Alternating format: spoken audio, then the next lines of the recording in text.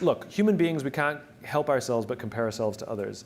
And comparison is the deadliest thing we can do to ourselves, because we will always come up short. And Right. all it does is exaggerate all of our insecurities.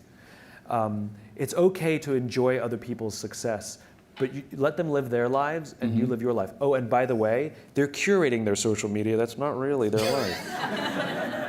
And so you're making decisions based on how you feel, based on their curated things. I know, I've talked to so many millennials. I know somebody who's out of work, really depressed, and yet she goes and does all these things so she has the appearance of this amazing, successful life. And so now she may be making those decisions based on what her friends, who knows what sort of weird, twisted, exaggerated, circle of depression this is forming. So go back to the rules of the infinite game. Your friends are there to admire. Your friends are there to say, God, I'm so happy for them. What are they doing that I can learn from?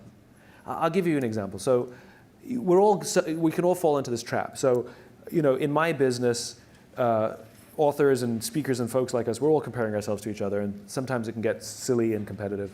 And there was, sometimes I go on Amazon and I check the rankings of my books to see that I still have a job. And now and then there was this one author who I hated for no reason. He's very smart. His work's incredibly good. He's incredibly well respected. I respect him, but I hate him. And I would check the rankings of his books.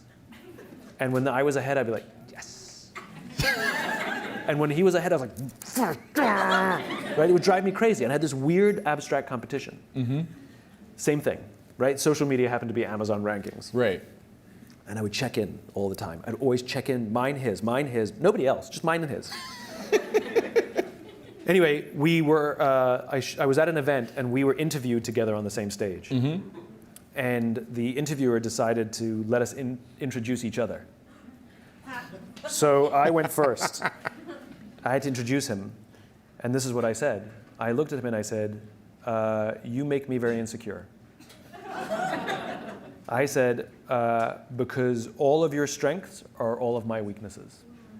And every time I see you do well, it just reminds me what I'm bad at. That's how I opened up. He turned to me and he said, funny, I feel the same way about you.